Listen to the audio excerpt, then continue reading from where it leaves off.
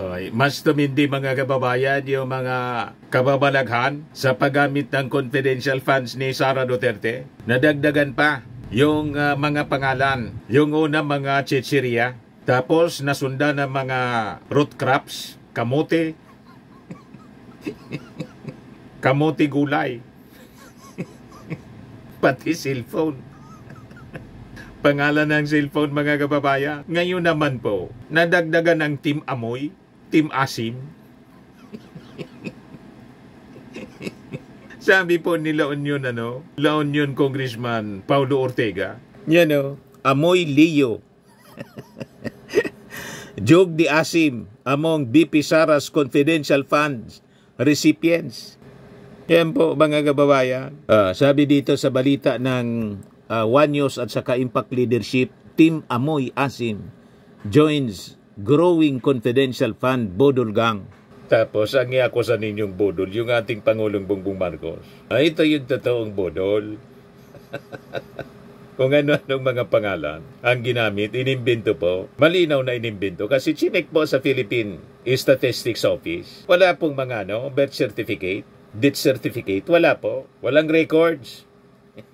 Lahat multo. Amoy Leo, Fernan Amoy, Jog Di Asim. Lato, negative record of birth certificate, negative record of marriage in the PSA CRS database, negative record of death in the PSA CRS database. Lahat sila, pare-parehas. Sabi ko sa inyo, kaya kailangan talaga, simulan na. Kaya lang, nagpapresko na naman si Chis Escudero. Yung topic niya, ni Chis Escudero, hindi man yung impeachment, kundi yung fake news. Tapos, nag-decline pa siya to give a response regarding the palace appeal for Vice President Sara Duterte to resume her duties, emphasizing that she no longer serves as a cabinet member. Iwas posoy, mga kababayan, si Chis Escudero. Ngayon, balikan natin yung mga kababalaghan sa paggamit ng confidential funds ni Sara. Sabi ni Ortega, sa patuloy na pagsusuri ng Kongreso sa listahan ng mga nakatanggap ng confidential funds sa DepEd, may bagong grupo na naman. Ang tinatawag nating Team Amoy Asim, na nakadagdag mga kababayan sa mga chichirya. So sabi ni Ortega, among the newly uncovered names are Amoy Leo, Fernan Amoy, and Jog Di Asim. Baka sa susunod, Milon Amoy. Yan mga kababayan yung madiscover. Confirm na po mga kababayan na lahat fictitious. So sabi dito sa balita, these additions follow the earlier revelation of questionable names linked to the so-called Bodol Gang, including now famous Mary Grace Piatos, as well as Renan Piatos, Pia Piatos Lim, Xiaomi Otso, J. Camote, Migi Mango, and 5 individuals, all named Dodong. You see, mga kababayan, lahat niya walang birth certificate, marriage, or death records sa PSA, raising serious concerns about the legitimacy of the fund disbursements. Kaya mga kababayan, pag si Sara Duterte inakwit ng Senado, siguradong isusumpa ng ating mga mamamayang Filipino ang ating mga senador. Baka talagang kailangan nang i-abolish yung Senado kasi sayang lang mga kababayan ang pasweldo sa mga senador. O ngayon, pakinggan natin yung presko ni Chis Escudero kanina. Kasi tinalakay dito mga kababayan yung iba-ibang mga issue. Kasama yung pagtatago ni Bato. Ito, yung presko ng Senado. Hindi ICC naman ang manguhuli sa kanya. Lokal na kapulisan ang manguhuli sa kanya. Pero, sir, you would dissuade or discourage him from doing that? Yung plano niyang magtago at hindi magpapagawa? Desisyon niya yan at kung sakasakali, hindi ito ang unang pagkakataong mangyayari yan. Nandito na rin kayo, kung maalala nyo, nung naganap yan sa isang incumbent na senador sa katauhan ni Senator Ping Lacson, kung saan humigit kumulang 14 na buwan siya na nagtago hanggat hindi pa lumalabas yung resulta ng kanyang kaso sa Korte Suprema para ika nga ma-exhaust niya yung kanyang legal remedy sa Korte. At sa dulo nga, kinatigan siya ng Korte Suprema, in-strike down, kung maalala niyo yung warrant of arrest, at nung in-strike down yon, doon lamang siya muling lumabas at nagpakita. Ano yan, sir? Hindi nyo siya i-discourage? Kung ako ang tatanungin mo, ako mismo hindi ko gagawin yun. Subalit ang desisyon niya yun, ika nga. Nabasa ko yung mga interview ni Senate President Enrile noong mga panahong yun, kaugnay niyan. Ayon sa kanya, yan ay desisyon ng kada individual, lalo na kung sa palagay niya o sa pakiramdam niya, ay hindi pa niya nakakamit ang hustisya at hindi pa niya nauubos lahat ng legal remedies na available sa kanya dito mismo sa Pilipinas. Lalo na't kung siya'y nabiyahe na, ika nga, sa ibang bansa, mababaliwala lahat yun. Sinabi po ni Sen. Balutek na is considering na mas mahabang stay sa Senate. And ang sabi po niya, hindi naman daw po niya siguro. Hindi niya naman daw po siguro siya palayasin. Sir, ayokong mag-speculate kung gaano kahaba yon, pero tanging pwede kong pagbatayan ay yung mga nagdaang karanasan ng Senado kaugnay sa mga miyembro nito na may mga kasong kinaharap. Ang pinakamatagal na sa kasaysayan ng Senado ay kulang-kulang 1 buwan nung dito na malagi si Senator Trillanes.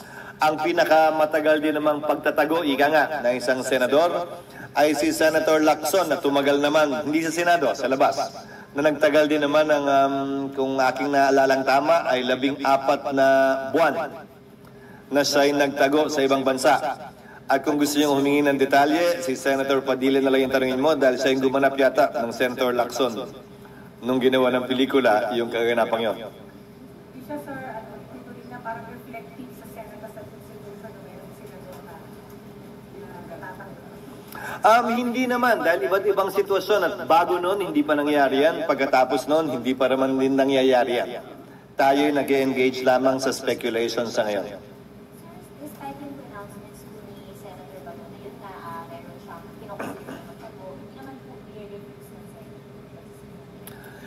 Hindi para sa akin na hulaan kung ano ang kanyang gagawin kasi dahil pabago-bago din yung kanyang posisyon habang dumadalo yung araw. Marahil pag kami nagkausap, kung yan ay nangyari na talaga, doon ko na lamang at doon na lamang natin haharapin yan. Hindi lamang bilang Senate President, bilang isang institusyon din na kinabibilangan niya. Imbes na maghulaan tayo kung anong gagawin niya at kung anong mangyayari. Ang tabayanan na lamang natin kung talagang magaganap yon o hindi.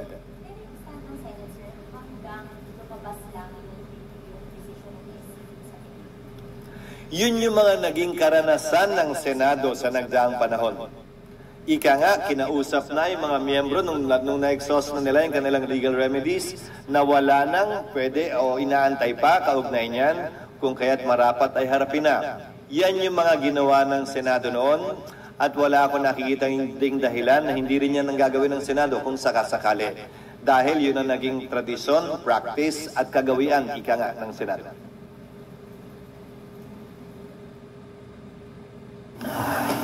Although it's speculative again, what if the decision of SC rules against Senator Bato? Again, that is speculative. At kung lumabas, wala pa namang kasong inihain si Senator Bato kaugnay sa aktual na warrant na i-issue laban sa kanya.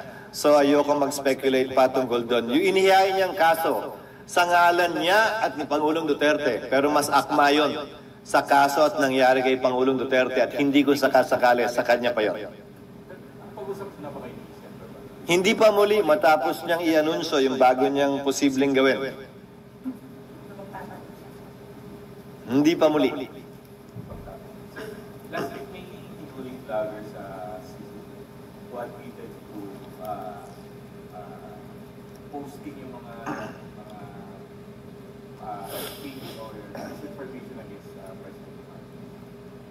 Tapos kahapon din yung paalala sa yung press ko ni press briefing ni Escudero, hindi maganda. Yung mga tanong po, hindi man naririnig. Anyway, hindi tayo sang-ayon sa mga sinasabi ni Chis Escudero. Ang dapat, bilang abogado at Senate President, rule of law siya. Advisean niya ng tama itong kanyang kasama sa Senado. Kasi mga mambabata sila. Pagkatapos, hindi nila susundin yung batas. Lalo pa yung international law, yung ICC. Di ba? Unang-una mga kababayan, si Bato mismo yung nagsabi, "Make my day, Mr. Trillanes." Sumama ka pa niya sa pagposa sa akin. Ngal-ngal ka niya ng ngal-ngal. Pagkatapos ngayon, nagtatago, hindi pa nga po nilalabas yung warrant of arrest. Tapos sabi, walang iwanan, tapos iniwan si Digong. Kawawa yung matanda, mga kababayan, iniwanan ng kanyang mga kasama. Kaya gusto nang maging Ninoy Aquino daw siya. Nanaisin niyang maging Ninoy Aquino. Sabi ni Yosek Claire Castro, hininga ng reaksyon ng media kanina. Baka niya Hitler. Hindi ba niya inalintulad niya yung kanyang sarili? Hindi man kay Ninoy, malayo niya kay Ninoy. Inalintulad niya yung kanyang sarili kay Hitler. Basag si Digong po. Tapos yung pinapalabasan niya nila na may threat sa buhay nila. Wala niyang ganon. Mga gawa, mga kababayan ng kwento ni Sara Duterte at saka ng kanyang tatay, pinalalabas na may threat sa kanilang buhay galing sa administrasyon. Sila yung nanakot, sila yung nagbanta sa ating Pangulo, sa First Lady, tapos kay Martin Romualdez. Napakalinaw po. Lahat ng kwento po, binabaliktad nila. Ang style mga kababayan ng mga Duterte, pa-victim na, pa-hero pa. Gusto maging bayani. Malabo po.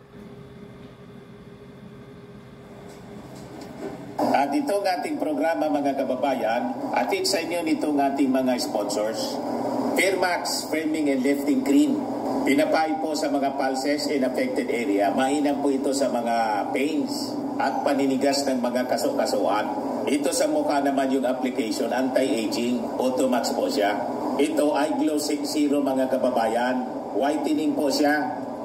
Made in South Korea. Ito naman po, Ningxia Red Mix Fruit Drink. Gawa po siya sa goji berry. May anti-cancer properties po siya. At sa mga naghanap po ng malinis and spacious fitness gym, pumunta lang po kayo sa aming Colossal Fitness Gym.